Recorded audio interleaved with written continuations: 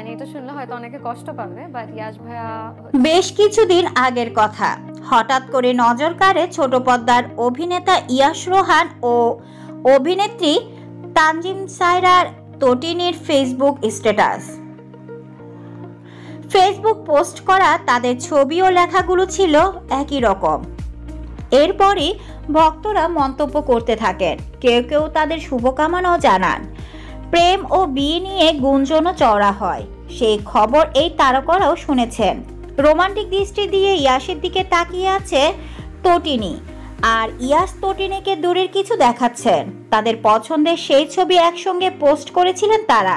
সেখানে লেখা, ওহে কি করিলে বলো, পাইব তোমারে, রাখিব আখিতে আখিতে। একই সঙ্গে করা ফেসবুক পোস্টটি নিয়ে কথা শুরুতে তটিনী বলেন, এটা আসলে ইচ্ছাকৃত ছিল। আমরা রাফাত মজুমদার রিঙ্কু ভাইয়ের একটা নাটক করেছি, সেই নাটকের প্রচারের জন্য একসঙ্গে ছবিটি পোস্ট করা। তবে ছবিটি পোস্ট করার পর থেকে ভক্তদের কাছ থেকে নানা রকম মন্তব্য শুনতে হচ্ছে। সেগুলো বেশ উপভোগ করছেন ছোট পর্দার এই জনপ্রিয় অভিনেত্রী। তারা প্রেম করছেন, তাদের ভালো মানিয়েছে। ভক্তদের এমন কথাকে তটিনী গুরুত্ব দিচ্ছেন না। এই অভিনেত্রী একটা কথা, এই সম্পর্কে শুধু অভিনয়ের সূত্রে। তবে এই দুই তারকাকে নিয়ে ভক্তদের কৌতূহল নতুন নয়।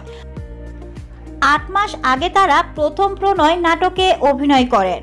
তারপর তাদের জুটি হিসাবে বেশ কিছু কাজ জনপ্রিয়তা পায়। সেই থেকে কৌতূহল বাড়তেই থাকে। আমরা যখন প্রথম একসঙ্গে কাজ শুরু করি, তখন থেকেই আমাদের কাজগুলো দর্শক পছন্দ করতে থাকেন। তখনই আমাদের নিয়ে অনেক কথা বলতেন দর্শক। শুরুতে খুবই ভেবাচাকা খেয়ে যেতাম। তখন এমন হতো যে আসলে এইসব বিষয় কি বলবো, কি ব্যাখ্যা দিব ভেবে পেতাম না, কারণ দর্শকদের তো বোঝানো সহজ নয়, বলেন তটিনী।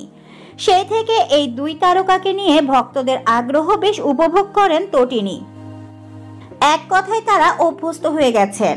তটিনী বলেন, কি আর ব্যাখ্যা দেব, যেটা নেই সেটা নেই।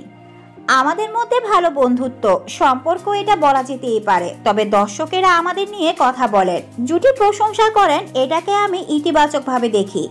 শেষে তটিনী যোগ করেন, ধারাবাহিকভাবে আমরা একসঙ্গে এত কাজ করি যে অভিনয় করতে করতে আমাদের সংযোগটা হয়ে গেছে। ভাইয়া আমাকে অভিনয়ে খুবই সাহায্য করেন। জুনিয়র হিসাবে সেই জায়গা থেকে ভাইয়াকে সম্মান করি।